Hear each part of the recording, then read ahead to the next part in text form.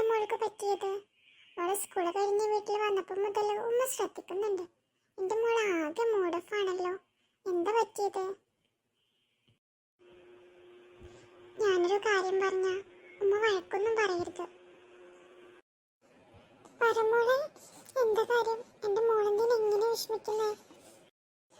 അത് പിന്നെ ഉമ്മ കഴിഞ്ഞ എക്സാമിന്റെ ആൻസർ ഷീറ്റൊക്കെ കിട്ടി.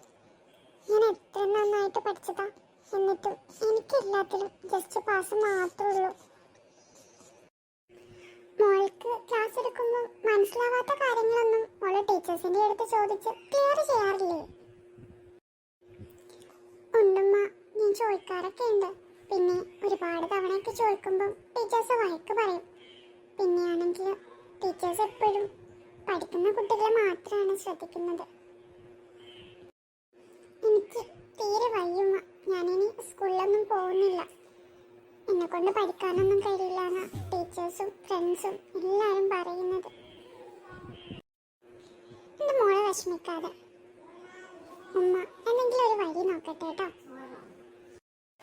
ഹേയ് മറിയാം, നീ എവിടുന്നാ വരുന്നേ? ഞാൻ നിന്നെ ഒന്ന് കാണാനിരിക്കുമായിരുന്നു. ഞാൻ മോളെ സ്കൂളിൽ പാരന്റ്സ് മീറ്റിംഗ് കഴിഞ്ഞു വരുന്ന വഴിയാണ്. എന്ത് പറ്റി സൈനു? എന്റെ മറിയാം, എന്ത് പറയാനാ? എന്റെ മോളില്ലേ ലിയ, അവൾക്ക് ഈ പ്രാവശ്യം എക്സാമിന് നല്ല മാർക്ക് കുറവാണ്. അവൾ ആകെ വിഷമിച്ചിരിക്കുക. അതിനിപ്പോ എന്താ ഒരു സൊല്യൂഷൻ ആലോചിച്ചിരിക്കുകയാണ് ഞാൻ. എന്റെ സൈനു, നീ വിഷമിക്കാതെ. ഞാൻ പറഞ്ഞില്ലേ ഞാൻ മോളുടെ പാരന്റ്സ് മീറ്റിംഗ് കഴിഞ്ഞു വരികയാണ്. ഇന്നവളുടെ പാരന്റ്സ് മീറ്റിങ്ങിന് പോയപ്പോൾ എല്ലാ ടീച്ചേഴ്സിനും അവളെക്കുറിച്ച് നല്ല അഭിപ്രായം. അവൾക്ക് എല്ലാ സബ്ജക്റ്റിനും നല്ല സ്കോർ ഉണ്ട്. മുന്നേ ഇങ്ങനെയല്ലായിരുന്നു, അവൾക്ക് മാർക്ക് നല്ല കുറവായിരുന്നു. മാത്രമല്ല ഇപ്പോൾ അവള് എല്ലാ കാര്യത്തിലും ആക്റ്റീവാണ്. മറിയം, അതെങ്ങനെ?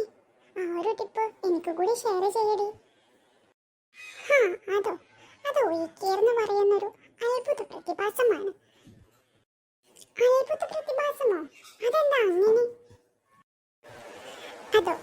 അതായത് ഒഴിക്കേർ ഒരു ഓൺലൈൻ ട്യൂഷനാണ്. പക്ഷേ നമ്മുടെ ഓഫ്ലൈൻ ട്യൂഷന് പോയി കുട്ടികൾക്ക് കിട്ടുന്നതിനേക്കാളും ഒരുപാട് കാര്യങ്ങൾ ഇവിടെ അവർക്ക് ലഭിക്കുന്നു. അവരിൽ വലിയ വലിയ മാറ്റങ്ങൾ ഉണ്ടാകുന്നു. അതൊക്കെ എങ്ങനെ സാധിക്കുന്നു? ഓൺലൈൻ ട്യൂഷൻ കൊണ്ട് കുട്ടികളിൽ അത്ര വലിയ മാറ്റമൊക്കെ ഉണ്ടാക്കാൻ കഴിയുമോ?